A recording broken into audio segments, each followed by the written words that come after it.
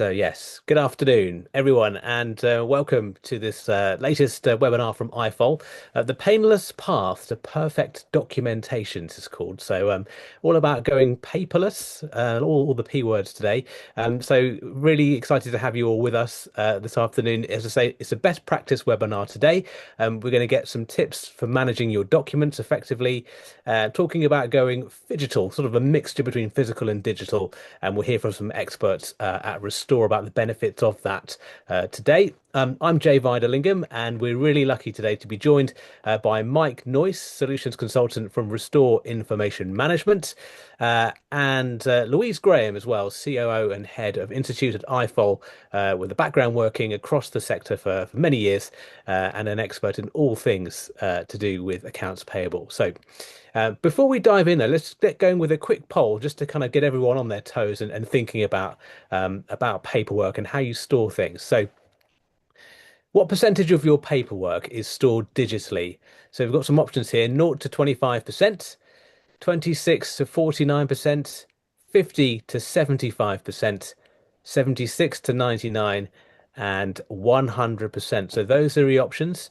Um, got a few seconds there for people to kind of process what they're being asked and have a think about it.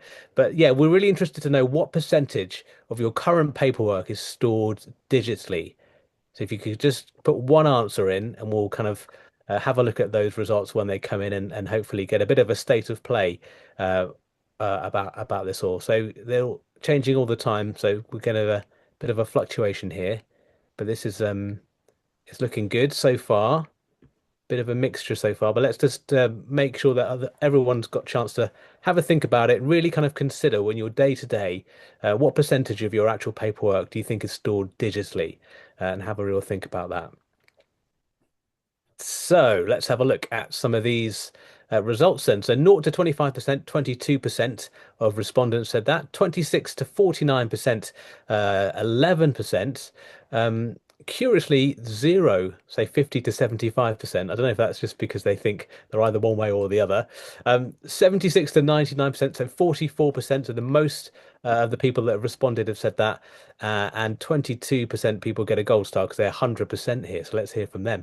Um, let's get a bit of reaction to those figures, I think, firstly. Mike, what do you make to that, to the results of this poll? Yeah, look, especially at the top end of the scale with 100% is that's fantastic.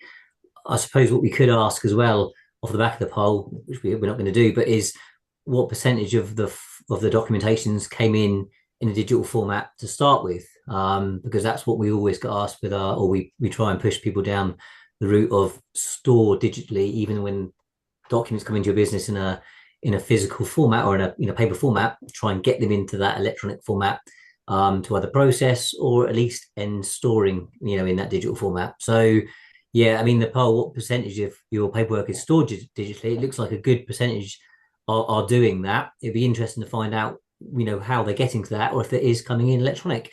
And the smaller amounts, which is 22%, only not all of it or not a lot of it is. It's how could they get to that, up that scale and get as much of it as they can into that electronic format or medium and into an EDM system or their ERP system or something. But it's good. It's better than some of the results you see when you speak to organizations.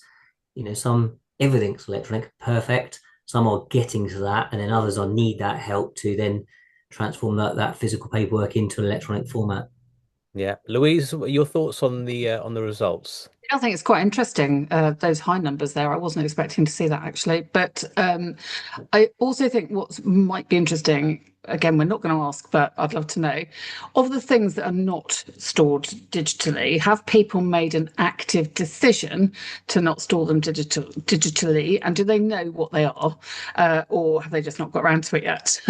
Because actually, there may be a case for some things being stored manually, and that's fine as long as you know what it is and why you're doing it. So I think that would be quite interesting to know. But yeah, I'm surprised at that. 22%, 100% digital. Brilliant. What are you doing on this call? Tell us what else we can help you with. You might Yeah, be able to tell us. And yeah, and on that point, actually, it's a really good thing point to make, actually, Louisa. This is your webinar, so if have any questions or comments as we go through, please do put them in the chat, and we'll get to them and address them because we want to make this as interactive as we can, and kind of address some questions that you've got going. So, yeah, please do share your thoughts as we're going across.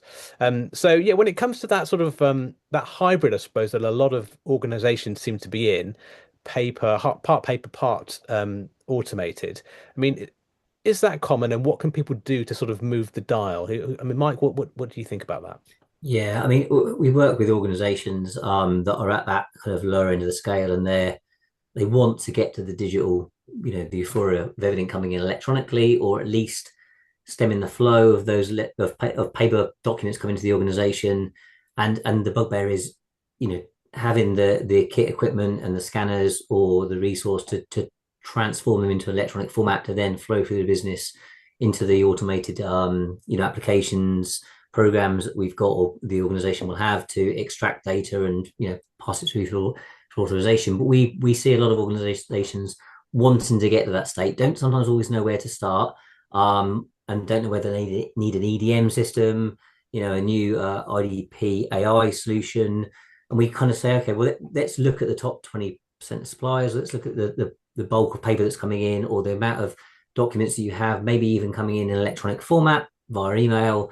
Let's get those into a system that mean that they can stay in that electronic format, because, and we have had it before where emails are coming in, invoices are coming in, and people actually print them. Sometimes, and we have had a couple of organizations of this year we're speaking to that certain value invoices, directors or departments wanted them printed. They said, no, can we just have that in physical copy? Which you kind of think is going backwards a little bit, but people like to handle paperwork. They like to move it around the office. They like to clip it together with goods receipt notes, delivery notes, match up line items, physically hold something. Everyone likes to hold something rather than see it on a screen. So it's they get asked to do that. It then maybe goes through their business, and then they still need to do something with that document at the end, because if it's had markups on it, if it's been stamped, if it's been signed and things, it's then okay, we've got to then transform that back to a digital sense and put it into an EDRM system, or in a or even store it. People hole punch it in the old days, put it in files, mark it up, January invoices, put them into a storage, company like us, and that's what we do for a lot of organizations. So it's how we help them to say, actually, you can take things electronically straight from email, straight from a source, get them into an EDRM system that integrates or links with, or presents through an ERP system, your finance solution, which means you don't need to do that printing, and you can save the planet by obviously not printing and using up more paperwork. So we try and work with organizations, or most organizations do work with them to say, actually, don't do this. Let's try and work down that way of going paperless. Yeah, and Louise, any thoughts on this? Are people too tied to that kind of comfort blanket of a hard copy, do you think sometimes? I think people, I get it. I get why people like to look at a piece of paper. And, in accounts payable departments, we know quite often for statement reconciliations and so on, people like to do what we used to call a tick and bash, which is where you have two pieces of paper and then you reconcile the two and cross them off as you go. And there's something very satisfying about that. I get that. I'm a person who loves a list, so I get it. But actually, we have got to get used to things being digital. I think it's the 21st century. We shouldn't be printing off documents and then doing something and then digitizing them again. It's another step in the process that shouldn't be there. I can't think of a very good reason why it should be there. In most cases, it's not needed. It's about custom and practice and people just not getting used to it. And so the only way you get used to something and change your habit is by continually doing something different. That's where people like Restore can help you. And I've been around long enough to remember when there was nothing digital, and I can promise you it was a horrible world compared to now. It was rooms and rooms full of filing cabinets and full of great big files, and people's filing systems would differ A to Z, or country, or so finding a document was absolutely impossible, and it was impractical, and it was a waste of space and a waste of time, frankly. Mm-hmm. And the thing none of us have got enough of is time. So yeah, I think the digital world is to be welcomed, and this phygital world, which is cross between the two, is also definitely to be welcomed. There is also a security question. I think we've got a question, Jay. I don't know if you want Yeah, to I was just going ask to it come to about that actually. security, because I get that, and actually. Printing off documents and having them hanging around is not secure, especially if they're invoices with pay rates or pay slips or confidential information on them. Yeah, absolutely. Yeah, so thank you for flagging that. So Veronica Mojica, I hope I've said that correctly in our chat, has asked what is the best way to keep digital documents secure. So, Mike, one for you, I suppose. What's the Yeah, best way to keep and things? again, we get asked this quite a lot. I suppose the systems we have three or four systems, our applications, programs that we provide to companies all over the world, really. We've either got cloud-based applications that are, specifically designed for finance or other departments, where we try and mimic the exact filing system that the organization would have, almost design filing cabinets, folder structures within the solution that will hold things like invoices, pay slips. We have HR files, deeds, leases, anything that's kind of business critical or it's needed for the organization to store for a period of time. We'll design the system so it looks in the same way as their current filing system and cabinets, but give them added features like full text search, or be able to apply AI to go away and say, a lazy way of searching, please go and find me all invoices from this supplier. So it's an actually easier way rather than getting out of your seat and going through filing cabinets.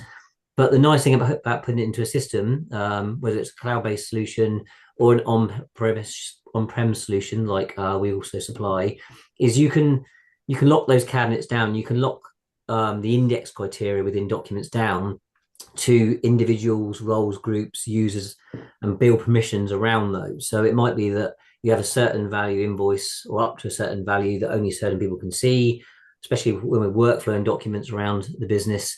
It might be that the first level approver it has a lower amount. It goes to the next level approver, and then or certain documents can't be seen by those people in the organization.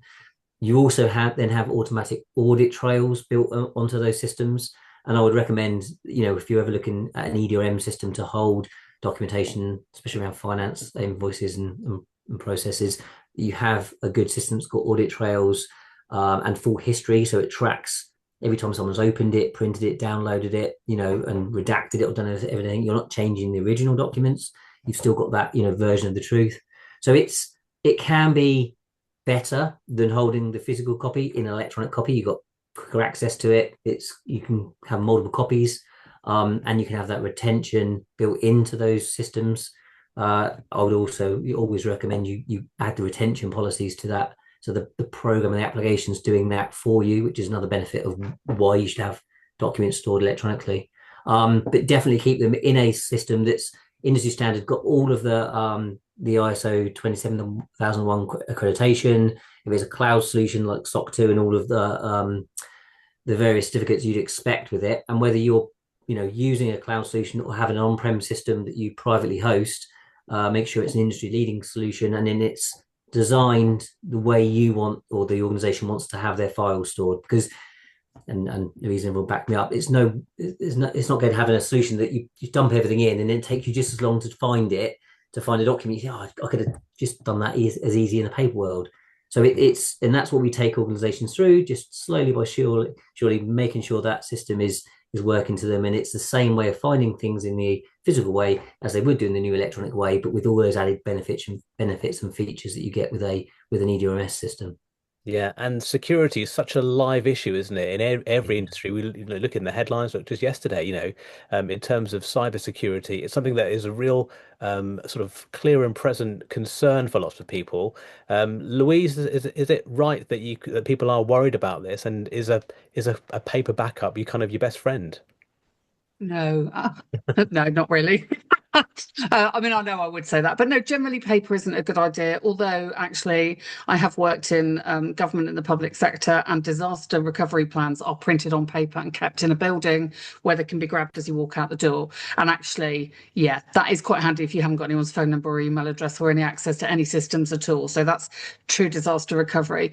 But in terms of security, I just want to say another thing in addition to what Mike said, which is, these days we've all got GDPR to comply with and various data protection legislation.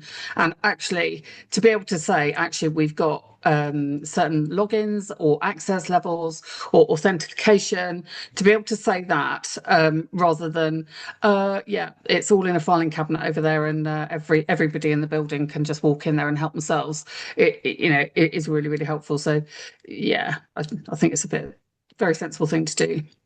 Yeah, and I think a part of it is a cultural thing as well. It's helping people to sort of trust that digital system and that process, isn't it? And making sure that everyone's on board with it, so you don't, then need rooms of filing cabinets. Yeah, and the same, people store things in the F drive or OneDrive. I always stick it all in there, which is fine to do to a point, but you still should have the security around that and an EDRM system or a solution that's kind of off the shelf, ready to go, that adds all those added features like multi-factor authentication, your single sign-on, link with your network infrastructure. It's better because that's what they're designed to do. And kind of going back to the physical side of things, yeah, invoices, finance, information, it should all be digital now. It's a better way of working. The security or cyber plans, yeah, have a printed backup, because yeah, if you need to work from that and you can't get access to files, it makes sense. I mean, in a restore way, the documents we tend to hold for organizations in a physical way or physical store are things like patient records, archival leases and deeds that need to be kept for 25, 30, 40 years, that you can scan and capture, have an electronic working copy of that document around the business, but the original kind of wax sealed document, ribbon bound, is always stored away in a secure vault storage or one of our buildings, wherever they need to be stored. And the nice thing about that physical word that you said earlier on, Jay, that it's, if you need a electronic copy of that, we can go straight to it, find it, produce that electronic copy, send that to the organization, while retaining the original that needs to be kept for a long period of time. And then you can work on that without then having the original passed around the office, potentially someone spilling coffee on it or using it as a coffee coaster. So it's, you get the best of both worlds. With the finance application we're talking about here, invoices, 7 year life shelf normally, if that. So it's get them, if they're electronic, keep them electronic. Please don't print them, put them in a system. We help organizations build those systems, but there's still a need for that physical sense, maybe not in the finance world, but definitely in the other areas of the business, that we have to store some paperwork for a long time for, and when we've had in for hundreds of years almost, some of it. Wow. I mean, that's the thing, and that's, as you said, why it's so important that you can kind of be paper light or paperless if you can. And you mentioned there about finding documents, and I think we've got another poll for you guys. So sort of fingers on buzzers and stand by again, because we've got a question that we want to ask you about document retrieval.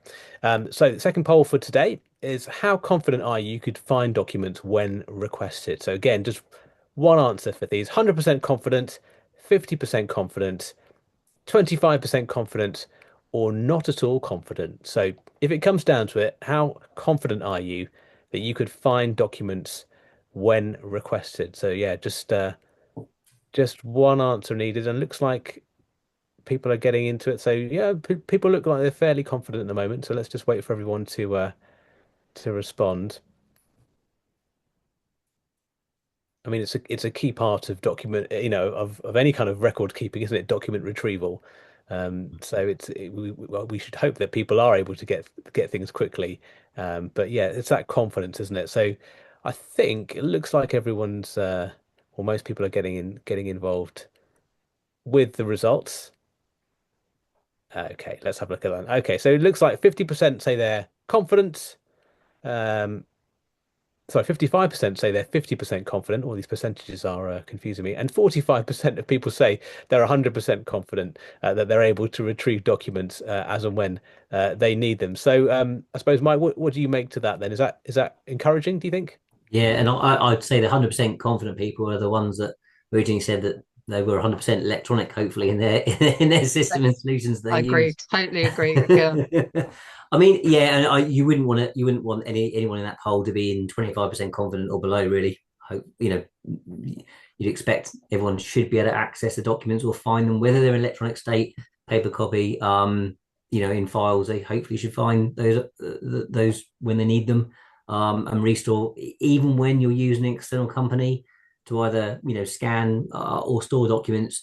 You should hopefully be able to say I'm 100% confident because I could use the help desk, I could use the portal to access my documents whenever I need them, even if they're not on site and you're using an outside archive company. The only other thing I'd say is, yeah, so I mean, the last part of it is, or the first part of it is if we have, or we work with organizations that potentially don't want paperwork coming into their organization, and we do a lot of this where we run a kind of a digital mailroom for them, where mail items will come directly to us because they can't stem the flow of paper coming in. So they'll say, actually, we'll redirect it to restore, and there are other organizations like us that do the same thing. We'll open up the mail items, scan and capture them there and then in the exact format they should be captured, and then upload them directly into like the first in tray or the area of the EDRM system, so that organization can work electronically, even when they can't stop suppliers and people sending in the documents in the paper format. So, and we have had that before. They're banging their head saying, "Oh,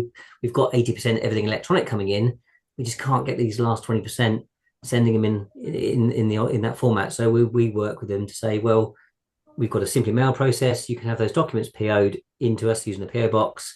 We'll open them, scan them, capture them, and send them back that same day in electronic format. So we help them get to that state. So the only part of, I'd say, the 50% confident is might be when they haven't received them yet and they were coming to an organization or they're still waiting to say, actually, they said they sent an invoice, but we haven't got it yet. It's either set up in an email system waiting to come in, or it's maybe in the post.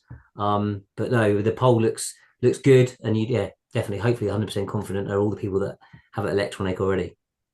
Yeah, I mean, I suppose how much of a problem is it if files are, let's say, aren't indexed properly or are stored across multiple platforms?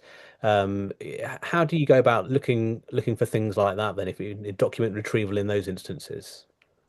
So again, if it's in a EDM system, electronic document management repository, where you've created the cabinet, the file store, the folders, whatever you want to call it.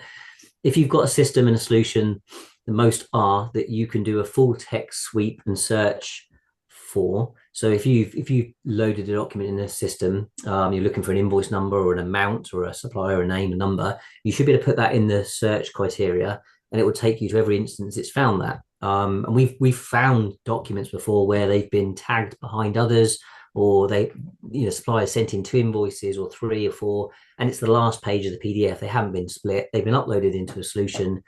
And they said, we've sent that document in. Okay, we couldn't find it, but if you put the invoice number in, it actually was the last page. So the EDM system, you can split that apart and create the new invoice for it. So it's, even in the electronic state, you can easily find everything, even when it's a scanned document that you're capturing and creating into electronic format, if you're then capturing or using a full text OCR sweep of those documents.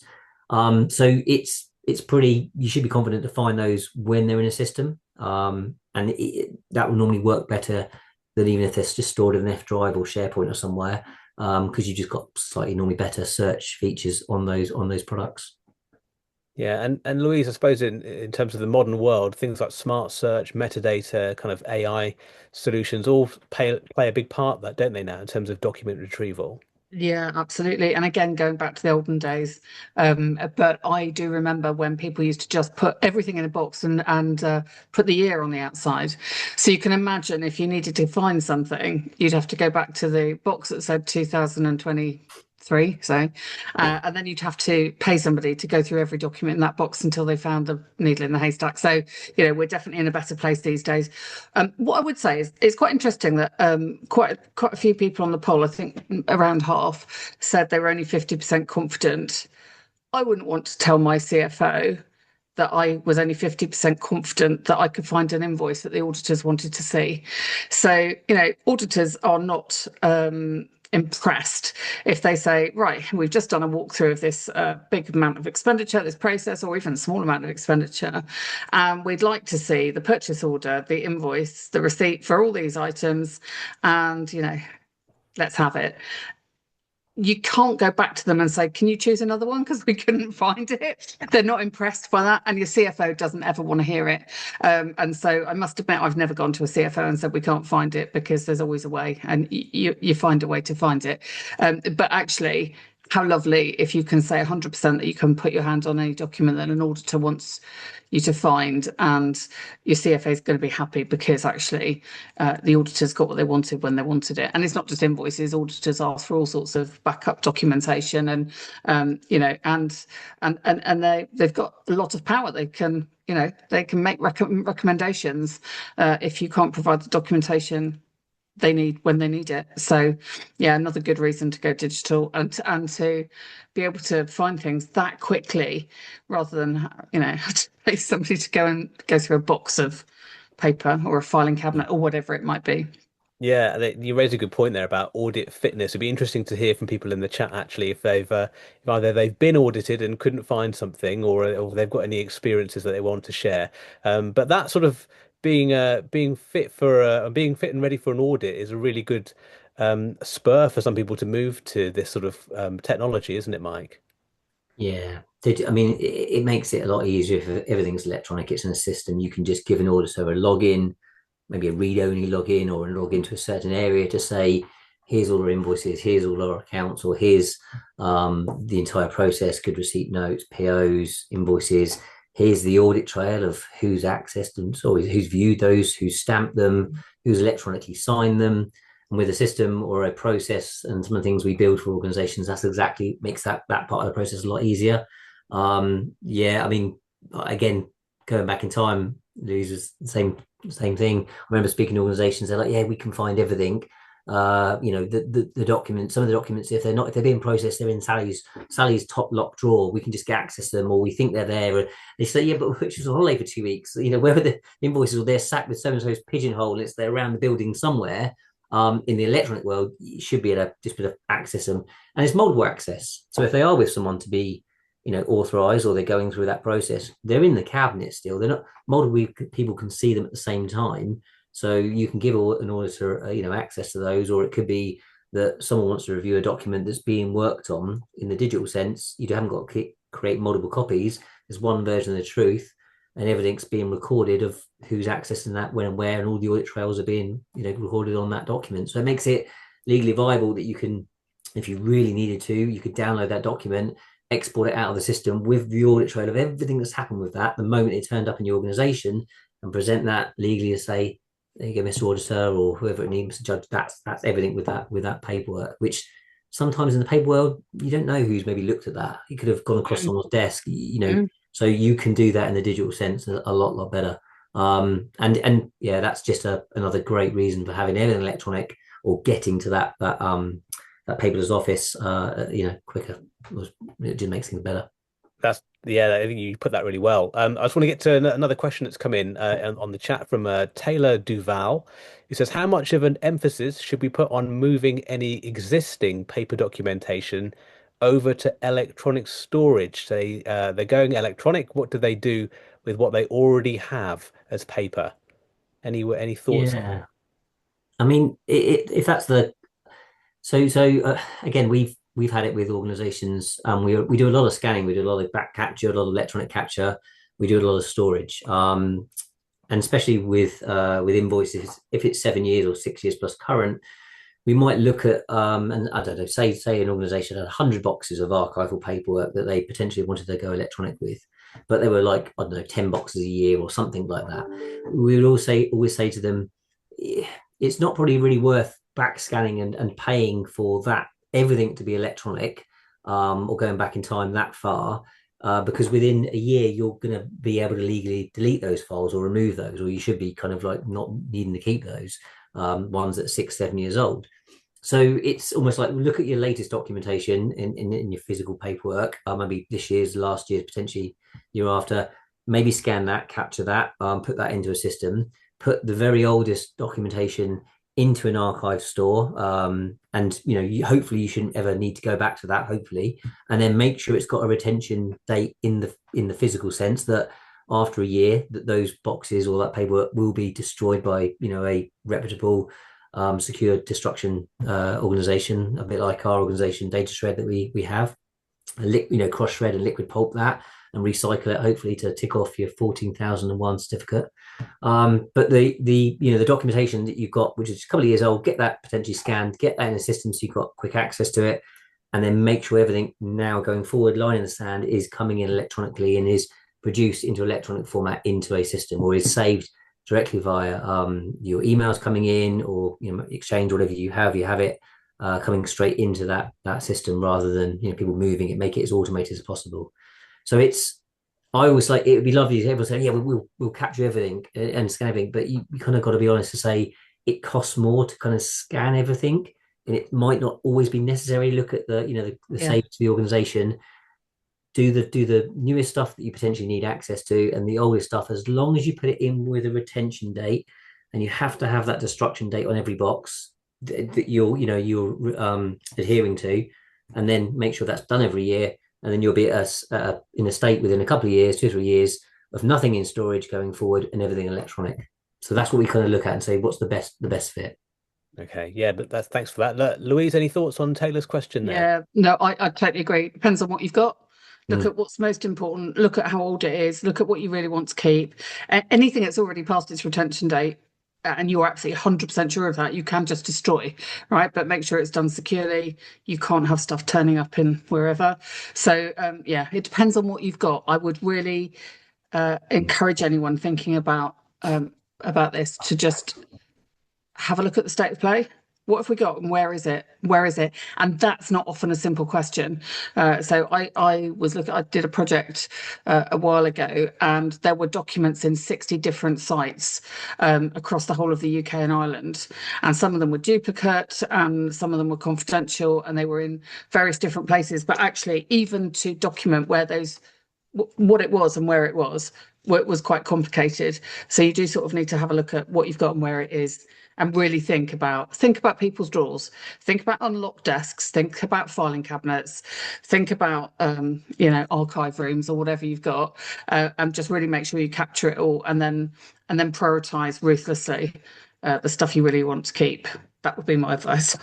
I, Yeah. I remember we had this is quite a few years ago now. We were setting up a big mailroom in a bank, a very large, very well known big bank that we processed, and this was kind of more HR and payroll information, but they were going down this route to say, no, we're going digital. This organization is going to run the digital mailroom, and it was run on site in this very large bank, and they had an amnesty day, and they basically said, right, anyone who's got anything, you're not going to bring it out of your desk, bring it out of your drawers, bring it all you've got hidden around. We'll put it all on this desk. We'll make sure everything gets scanned, captured, and they did. And there was a pile. It was a pile of paperwork that they had all over the building that people had squirreled away, because it was like, no, let's just get it all electronic in the system. It will Yeah. also get sorted. It will get filed correctly, and then going forward, it will come in via mailroom and you'll get it delivered electronically. Please don't print anything. Use the systems, but yeah, it took that amnesty day of not doing that, and then working through it quite a few weeks later of paperwork that potentially should have been stored in various places, but it worked. And the Yeah, great idea. Maryland's run for years and years and years, like all of the HR, and it gets slightly different. Organization, if you got occupational health paperwork, people working with certain chemicals and things, documentation needs to be kept a lot longer. Patient data, we do a lot with the NHS and various medical practices. That paperwork stays in systems a lot longer or in storage. And sometimes you're talking thousands and thousands of boxes of files and patient records. So, the cost is too high to backscan everything. So they potentially put it into a storage location, and they have a scan on demand. They access it when they need it and say, actually, we'll have this patient file scanned and captured. Then we'll bring that down. So there's always their different ways of doing things depending on cost and budget and the need for it. But we work with organizations just to provide the best fit for what they want to get to, or the service they potentially need to make their solutions run better. I love that idea of the amnesty of people sort Mhm. of bring out your paper, and actually leads me really neatly actually to our third poll of the afternoon. So again, sort of fingers on buzzers, because we're going to give you another poll now, which is it's about archive retrieval. This one, yeah. So um, how much time do you spend on archive retrieval? So have a little think about that. Um, over 10 hours a month, less than 10 hours a month, or no idea, we've never measured it, which again is sort of an admission that it's something that's perhaps not been as much of a priority as it should have been. So yeah, the question is, how much time do you spend on archive retrieval? Over 10 hours a month, less than 10 hours a month, or no idea because you've never measured it. Just have a little think about that, because actually, in terms of workflow, it's probably something you come across quite a lot, isn't it? About where do I find stuff, and where did I put stuff? So in terms of finding things when you need to find them, how much time do you actually spend on that process? So let's have a look what people are saying here. So over 10 hours a month, less than 10 hours a month, or no idea, we've never measured it. It's looking like, yeah, the vast majority, 60% say they've no idea because they've never measured it. 20% say less than 10 hours a month, and the other 20% say over 10 hours a month. So does that surprise you? Let's go to you, Louise, first. Does that sort of surprise you that It, people have said that? no, it doesn't surprise me, but I think maybe if we'd have asked a different question, maybe if we'd have said, at year end, how often do you find people saying, I can't talk to you, I've got to get stuff for the auditors? Then you might find that actually you've got people spending quite a lot of time on finding stuff for the auditors. I know I'm talking about auditors, but it is a really big part of AP and year end and audit periods is to find documents and help them with their walkthroughs. So I think if you've never measured it, it's quite likely to be in the over 10 hours a month bit. So not 100%, but it probably is because, yeah, and over 10 hours a month, even that 20% of over 10 hours a month, you could be doing some really value added stuff in that 10 hours a month, right? That's quite a lot of time. That's over a working day. You could be doing, I don't know, managing your supplier relationships, your vendor relationships. You could be providing really valuable management information for your team. You could, you could just be doing something really useful, rather than getting documents out of storage.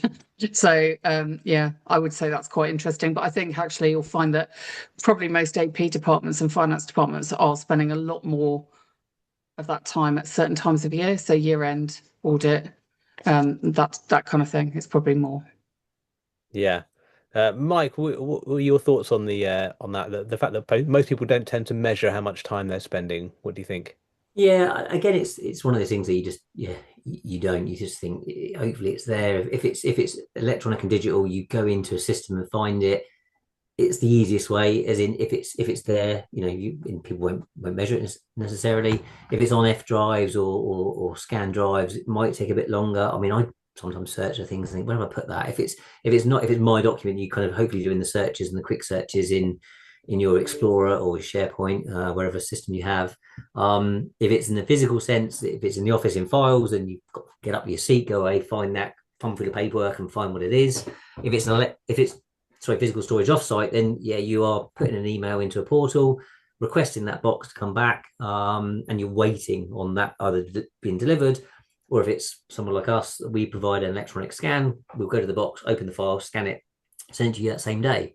So there are benefits in sometimes having things in the storage side when there's high volumes, with an organization like us that provides that kind of physical scan on demand and physical and digital element. But yeah, hopefully and like Louise, if you've got it in a system, you've got them categorically correctly indexed and accessible in a digital sense, then you should hopefully just put a go in, put a supplier name in, put an invoice range in, or a date, or invoices processed by this person within this time frame, and the systems should be able to instantly provide that. With AI being added to these solutions now, we've got a couple of systems where we've built an intelligent assistant. You can basically ask it questions to say, can you show me the difference in contract values between this date and this date, or the changes between these documents, or what did I spend on, pens and paper this time last year? And the system actually interrogates the invoices or the documents within it, and then presents you the documents that it's found and results within an AI sense of and information based on the documents only ring fence within your system. So that's what we're getting asked a lot more to do with the platforms we build. So hopefully all of that should speed up the retrieval of documents and being able to put your finger straight on something when you need it. Oh, that sounds positive. And I say that when Louise talks, the webinar gods listen, because that ad lib question that she posed there was at year end, how much time do you spend finding files for auditors? 63% said under 10 hours a month, and over 10 hours was 38%. So thank you very much for that. I understand as well. We've got some in terms of when people can get started on their journey and how they move through their digital journey. I think we've got a graphic here to kind of visually illustrate the sort of the flow of people, haven't we? Let's see if we can get up there and everyone can see that. Um, so are you able to sort of talk us through this sort of digital journey chart, Mike? I was going to see it. I've got it on my screen. There you go. Yeah, I mean, this is something. Well, some of the numbers have kind of come off there. There's 1, 2, 3 put at the bottom.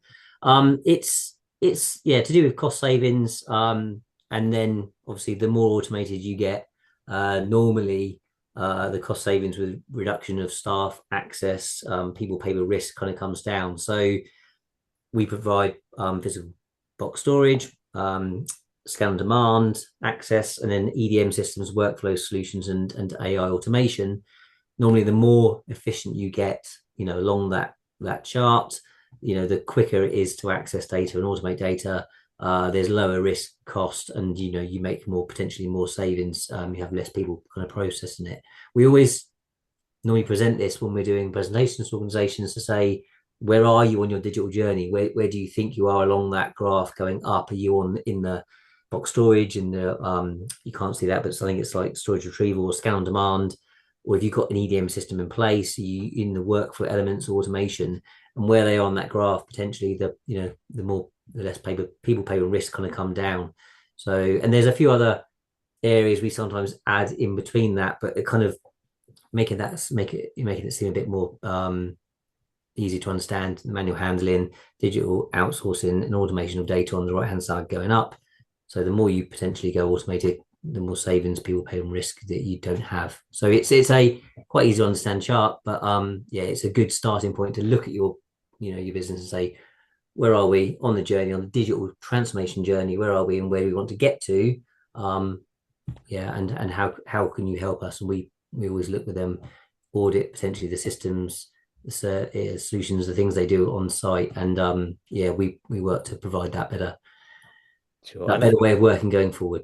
sorry, yeah, and I think lots of people as well, it's that sort of self-awareness, isn't it, Louise? And sort of understanding where your own pain points are in every organization before you can make that journey. Yeah, and it's knowing where to start as well. I think people sometimes get overwhelmed because they think they have to do it all at once, and you don't have to do it all at once. You can take the bit that's most painful to you or the easiest as a proof of concept or a pilot. You don't have to say we're going to digitize everything. You can just say let's start with invoices or let's start with statements or something, just as a proof of concept or a pilot, and just to see how it works and to get everyone used to it.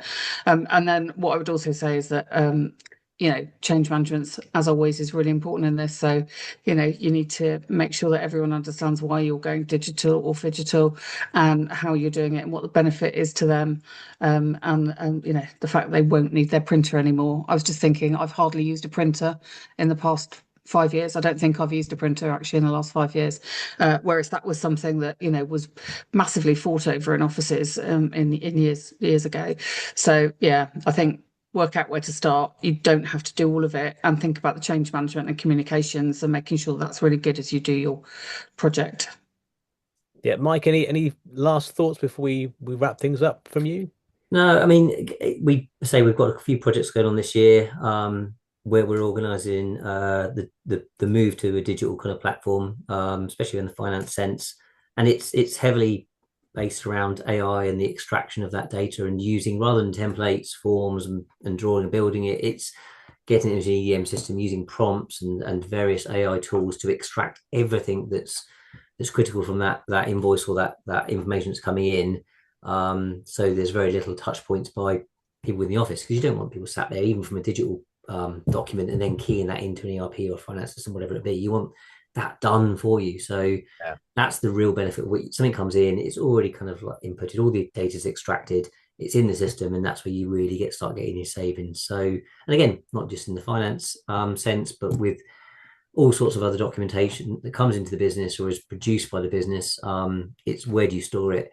What real benefits can you get out of it, especially with a lot of the good tools that are out there now. And that's where we help organizations just to be a bit smarter with some of the documents and the information that they've got to hand. So yeah, no, this has been really good. I've enjoyed this webinar today.